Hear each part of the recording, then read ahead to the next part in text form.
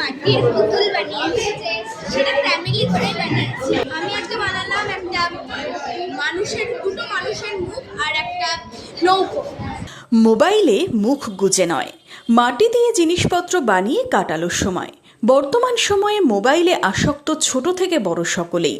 পড়াশোনা খেলাধুলো ভুলে হাতে তুলে নিচ্ছে মোবাইল। এতেই নাজেহাল অভিভাবকরা। এই রকম সময় মোবাইল ভুলে মাটি দিয়ে কেউ তৈরি করছে গণেশ মূর্তি, কেউ তৈরি করছে খেলনা, কেউ তৈরি করেছে মাটির ঘর। টেরাকোটার কর্মশালায় এমনই ছবি উঠে এসেছে বহরমপুরে।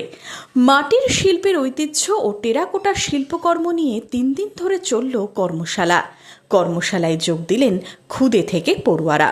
বাচ্চা থেকে আরম্ভ করে বড় অবধি সবাইকে একসঙ্গে নিয়ে একটা ওয়ার্কশপ, এবং এই ওয়ার্কশপটা শিক্ষামূলক।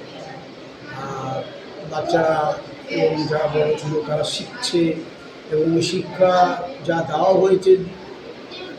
হচ্ছে সেটাই তারা আবার কিন্তু আমাদের কাছে তুলে ধরছে, এবং তাদের শিল্পের মতো যারা কোনোদিন করেনি তারা এরকম করছে এটা, এবং তারা ভালো করছে।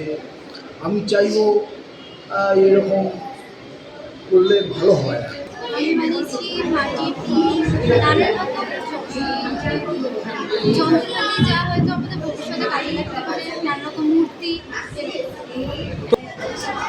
শিখতে শিখতে একটা আইডিয়া চলে এসেছে। 3 দিন হলো, তবে এসেই যেন মনে হলো যে অনেক দিন থেকে যেন মধ্যে একটা অনুভূতি ছিল।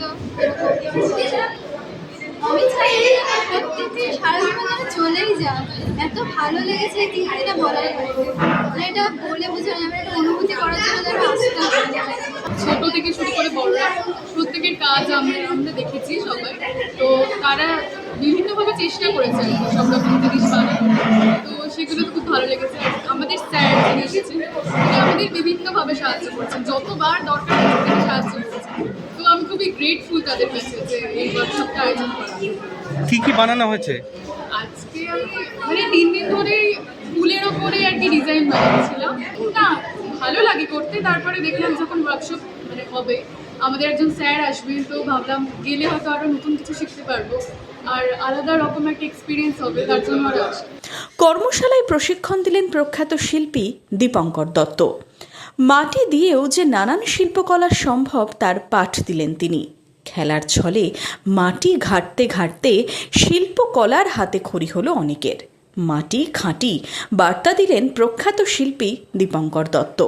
মাটি ঘাঁটতে শিখছে, মাটি যে খাঁটি সেই জিনিসটাকে ওরা কিন্তু উপলব্ধি খেলার ছলই করতে পারে।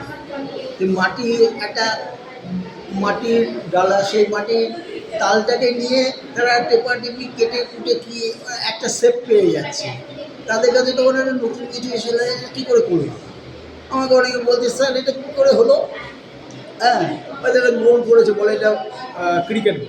আমি তাকে দুটো চোখ আঙুল দিয়ে দুটো বদ্ধ করে মুখটাকে বের করে দেয়, বলে স্যার এটা মুখ হয়ে গেল।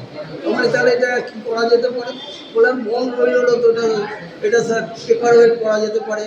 এই যে বাচ্চাটা স্কুল লেভেলের 5 আর 6 পড়ে, সে এই যে কথাটা বলল যে এটা পেপার ওয়েট করা যাবে, তার মানে ওর মধ্যে একটা সেন্স তৈরি হলো যে কোন জিনিসটা শিল্প আর কোন জিনিসটা মানুষের প্রতিদিনের ব্যবহারিক জিনিস হতে পারে। এটাও কিন্তু তারা এখানে শিখে ফেলেছে এই 2 দিনের মধ্যে। স্বর্ণপ্রদীপ কলা স্পন্দনের উদ্যোগে শুক্রবার ছিল কর্মশালার শেষ দিন। মাটির ঐতিহ্যের শিল্পকলাকে আগামী প্রজন্মের কাছে পৌঁছে দিতে এই নয়া উদ্যোগ। Bureau report, imagine community media.